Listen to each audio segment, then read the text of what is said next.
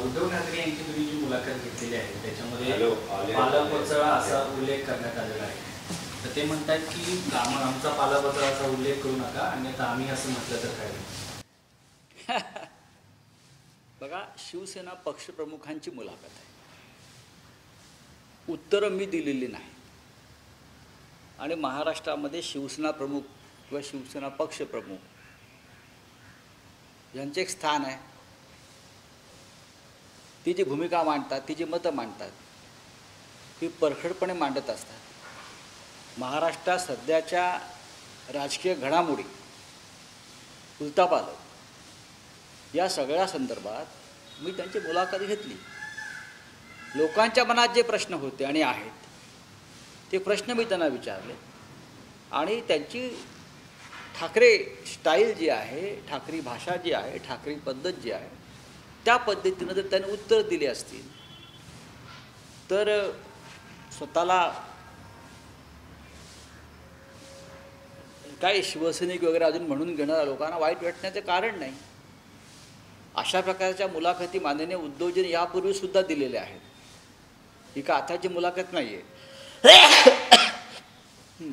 राऊतसाहेब, जे सत्तांतर घडलं त्यानंतरची उद्धव ठाकरेंची ही पहिली मुलाखत आहे. हो, जी मुलाखतीचा पहिला भाग आज प्रसिद्ध झाला त्यावर आता राजकीय प्रतिक्रिया, विशेषतः भाजप मनसे यांच्या प्रतिक्रिया येऊ लागल्या. शिंदे गटाच्या मनसेवरती मला वाटत नाही की मनसेवर त्यांनी कोणतं भाष्य केलं आहे. त्याच्यामुळे ह्यांची भाष्य काय यावीत हे मला कळत नाही.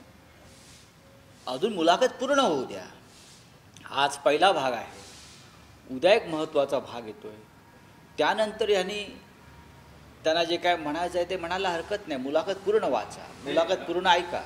राऊतसाहेब, पहिला भाग जो प्रसिद्ध झालाय म्हणजे भाजप, शिंदे गट किंवा मनसे असं म्हणताय की ही सहानुभूती मिळवण्याची मुलाखत आहे. 2.5 वर्ष संपत्ती कमवली, आता ही सिंपती मुलाखत. बघा, कोण काय बोलताय, कोण कोणत्या कॉमेंट्स करतात त्याच्यावरती आमचा पक्ष शिवसेना आणि महाराष्ट्र चालत नाही. पाळणा हलवायचा प्रयत्न केलाय, होतोय. दिल्लीपासून गल्लीपर्यंत तरी पाळणा हलत नाही. या सगळ्यावरती माननीय उद्धव ठाकरे साहेबांनी आपलं भाष्य केलं असेल तर थोडा सबर करो, थांबा जरा. उद्याचा भाग यायचा आहे, तोही पहा. संपूर्ण महाराष्ट्राने ती मुलाखत पाहिली आहे, देशभरात ती मुलाखत पाहिली जाते. त्याच्यामुळे काही मोजके लोक त्याच्यावरती जर काही त्यांची मतं व्यक्त करत असतील तर लोकशाहीनं त्यांना तो अधिकार दिलेला आहे. आम्ही काय लोकशाहीचे मारेकरी नाही आहोत. शिंदे गटाचे काही लोक काही भूमिका घेऊन उभे राहिले असतील आणि आम्ही त्यांच्या भूमिकेविषयी काहीच मत व्यक्त करत नाही आहोत. तुम्ही ज्या शिवसेनेच्या संदर्भात विश्वासघात केलेला आहे त्या शिवसेनेचे प्रमुख, पक्षप्रमुख हे आपली भूमिका मांडतायत आणि तुम्ही त्यांच्यावरती आरोप प्रत्यारोप पुन्हा करत असाल तर तुम्ही कसले शिवसैनिक. तुम्ही वारंवार म्हणजे त्या मुलाखतीत उद्धव ठाकरेंनी वारंवार शिंदे गटाचा उल्लेख पालापाचोळा असा केला. त्यावर व्यक्त झाली आहे, पान पिकलं असलं, गळालं असलं तरी त्यातून नवं रोप, नवी पालवी फुटते. गळलेल्या पानातून नवीन पालवी फुटत नाही. जे झाड असतं त्या झाडाला नवी पालवी फुटते. त्याने अभ्यास केला पाहिजे थोडासा, जीवशास्त्राचा, भूगोलाचा, भौतिकशास्त्राचा. बरं का, महाराष्ट्रात सध्या प्रचंड महापुराची लाट उसळलेली आहे, महाप्रलय आहे. बरं का, त्याच्यामुळे त्या महाप्रलयामध्ये अनेक ओंडकेसुद्धा वाहून गेलेले आहेत. बरं का, त्याच्यामुळे त्यांचं लक्ष ओंडक्यांकडे आहे. आमचं लक्ष जी झाडं त्या महापुरात आणि वादळातसुद्धा जमिनीवर घट्ट रुजून आहेत त्यापैकी आम्ही आहोत. नाही, आणि ज्या त्यांचं असंही म्हणणं की शिवसेना प्रमुख हिंदू हृदय सम्राट बाळासाहेब ते वडील जरी असले तरी ते देशाचे नेते आहेत. उद्या छत्रपतींबद्दल किंवा बाबासाहेब आंबेडकरांबद्दल फोटो वापरायला मनाई केली तर चालेल. छत्रपतींच्या पाठीमध्ये खंजीर खुपसणाऱ्यांना महाराष्ट्राने कधी माफ केलं नाही. छत्रपतींच्या बाबतीत सुद्धा विश्वासघाताचं राजकारण झालं आणि त्यांची आठवण अजूनही महाराष्ट्राने ठेवलेली आहे, हे त्यांनी लक्षात घ्यावं. त्यांचं म्हणणं असं आहे की आम्ही बाळासाहेबांचा फोटो वापरणार, ती काही त्यांची खाजगी प्रॉपर्टी नाही, ती पूजे करण्याचा प्रयत्न करतात. मी सांगितलं ना की छत्रपतींच्या बाबतीत सुद्धा अनेकांनी विश्वासघाताचं राजकारण केलं, विश्वासघाताने स्वतःच्या फौजा निर्माण केल्या, म्हणून त्यांना छत्रपतींचा फोटो वापरण्याची किंवा नाव वापरण्याची परवानगी नव्हती. ते सगळे लोक खानांचे मोगलांचे मांडलिक म्हणून काम करत होते. महाराष्ट्रात सुद्धा तोच प्रयोग सुरू आहे. शिवसेना प्रमुख उद्धव ठाकरे शिवसेना प्रमुख होऊ शकत नाही, बाळासाहेबांची जागा घेण्याची त्यांची लायकी नाही असंही त्यांच्या चरणात आमचं स्थान आहे, बाळासाहेबांच्या चरणात स्थान आहे असंही म्हणतात. बाळासाहेबांचे चरणच आपण ओढलेले आहात. चला, आणखी एक आहे की जे आप बताइए क्या है सर. महाराष्ट्र गवर्नमेंट ने जितने भी आदित्य ठाकरे के टाइम पे जो डेवलपमेंट्स हुए थे उस पर एक review. Aditya Thackeray as a tourism end environment minister जो निर्णय लिए थे वो राज्य के लोगों के हित में लिए थे, सबको मालूम है. अगर अब कोई जाकर उसको रोकना चाहता है तो महाराष्ट्र के साथ अन्याय कर रहा है. समीक्षा हो सकती है, एक आध दूसरे निर्णय के बारे में समीक्षा हो सकती है, क्योंकि अगर राजनीतिक बदलाव होता है, सरकारें बदल जाती है, इस प्रकार की प्रक्रिया शुरू होती है. लेकिन आदित्य ठाकरे जी ने पहली बार महाराष्ट्र में दिखाया कि इस राज्य में टूरिज्म और पर्यावरण मंत्रालय है और वो काम भी कर सकता है. अब क्या है, आरे का जंगल बचाया, सैकड़ों झाड़ की कत्ल कर रहे थे वो लोग, आप उसकी समीक्षा कर रहे हो. ये तो लोगों की भावना है. 2000 पेड़ आपने काट दिए और काटने से आदित्य ठाकरे ने रोक दिया. ये क्या है? ये तो प्रधानमंत्री मोदी जी का ही एक कार्यक्रम रहा है कि जंगल बचाओ, झाड़ बचाइए. यही आदित्य जी ने आगे चलाया था. सोनिया गांधी जी को बार बार बुलाना, इस प्रकार से प्रताड़ित करना,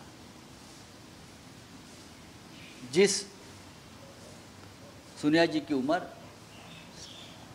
लगभग 75 साल से भी ज़्यादा हो चुकी है, मैडम बीमार है मुझे लगता है, फिर भी वो ईडी का समन्स लेकर कार्यालय में जाकर बैठती है.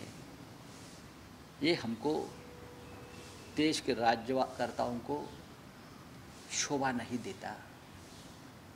अगर आपको कुछ पूछताछ करनी है तो आप जाकर घर में पूछ सकते हैं, लेकिन इस देश में जो भी अपोजिशन का आवाज़ है, नेतृत्व है, उनके खिलाफ ये बदले की भावना पूरे देश में चल रही है. राऊत साहेब, तोच प्रश्न आहे की काँग्रेस अध्यक्ष सोनिया गांधी यांना आज दुसऱ्यांदा ईडी चौकशीला सामोरं जावं लागणार. खरं म्हणजे सोनिया गांधी यांचं वय, त्यांचं आजारपण पाहता हे अमानुष आहे. नॅशनल हेरॉल्डला एक इतिहास आहे पंडित नेहरूंच्या काळापासून स्वातंत्र्य चळवळीचा. नॅशनल हेरॉल्ड ही संस्था वाचवण्यासाठी काँग्रेसनं किंवा गांधी परिवाराने काही प्रयत्न केले असतील तर सरकारनं त्यांना पाठिंबा द्यायला हवा. पण त्यातही त्यांना मनी लॉन्ड्रिंग वगैरे दिसत असेल, ते दुर्दैव आहे. सोनिया गांधींचा आजारपण पाहता त्यांच्या घरी जाऊन सुद्धा अधिकारी त्यांचं स्टेटमेंट घेऊ शकले असते. या देशातल्या विरोधी पक्षाचे नेते, पत्रकार यांना विविध माध्यमातून त्यांचा छळ करण्याचा जो एक प्रयत्न सुरू आहे, ते लोकशाहीला, देशाच्या स्वातंत्र्याला आणि देशाच्या अस्तित्वाला मारक आहे. सर, तुम्ही पण ईडीकडे वेळ मागितली आहे, पण असं म्हटलं जातं की 27 तारखेला तुम्हाला पुन्हा एकदा बोलवण्यात. नक्की जाईन, मी जाऊ शकतो. माझ्यात तेवढी हिंमत आहे डोळ्यात डोळे घालून भिडून बोलण्याची. जरी माझ्या बाबतीत काही बनावट पुरावे, कागदपत्र तयार केली असली तरीही मी हिमतीनं समोर जाईन, पण मी माझा पक्ष सोडणार नाही. 27 तारखेला उद्या जे बोलवलेलं आहे, नाही, मला असं वाटतंय की जे सध्या संसदेचं अधिवेशन सुरू आहे ते पाहता मी त्यांच्याकडे विनंती केलेली आहे की मला साधारण संसदेचं अधिवेशन काळामध्ये मला सूट द्यावी. जर त्यांनी विनंती मान्य केली तर नक्कीच मी त्यानंतर जाईन, पण मी नक्कीच समोर हजर राहीन. ईडी आणि सीबीआयचे ज्या शिवसेनेचे नेते ते अत्यंत अस्वस्थ आहे, त्यांच्याशी काही उद्धव ठाकरे बोलतायत का? कारण ते शिंदे गटात जात आहेत, मात्र त्यांचं नाही बघा, जे अस्वस्थ आहेत त्यांची अस्वस्थता त्यांच्या पाशी, जे हिमतीचे आहेत, जे शिवसैनिक आहेत बरं का, जे मर्द मावळे आहेत ते उद्धव ठाकरेंबरोबर. राऊत साहेब, आणखी एक महत्त्वाची महाराष्ट्राच्या दृष्टीने, शिवसेनेच्या दृष्टीने महत्त्वाची डेव्हलपमेंट आहे की तुमचे उपनेते अर्जुन खोतकर हे रावसाहेब दानवेंच्या भेटीला पोहोचले आहेत आणि असं म्हटलं ते काल मुख्यमंत्री एकनाथ शिंदे यांनी रावसाहेब दानवे आणि त्यांच्यात कॉम्प्रोमाइज 2 दिवसापूर्वीच मी अर्जुन खोतकर यांच्याशी चर्चा केली होती आणि ते मला फोनवर म्हणाले होते की या रावसाहेब दानव्यांना गाडल्याशिवाय मी राहणार नाही. लोकसभेला मी निवडणूक लढीन आणि रावसाहेब दानव्यांना मी कायमच्या घरी बसवीन. रावसाहेब दानवे यांच्याविषयी त्यांनी जे शब्द आणि जे वक्तव्य माझ्याकडे केलेले आहेत त्याचा उच्चार मी ते करणार नाही. मला खात्री अर्जुन खोतकर यांचे गेल्या काही दिवसात ते शिवसेनेच्या व्यासपीठावरची भाषणं जर तुम्ही ऐकली तर मला अजूनही वाटतं की काहीतरी गैरसमज झाला असावा आणि अर्जुन खोतकर हे शिवसेनेतेच आहेत. अजून त्यांनी स्वतः ते जोपर्यंत समोरून सांगत नाही तोपर्यंत खोतकर हे शिवसेनेतेच आहेत आणि ते शिवसेना सोडणार नाहीत असं मला वाटतं.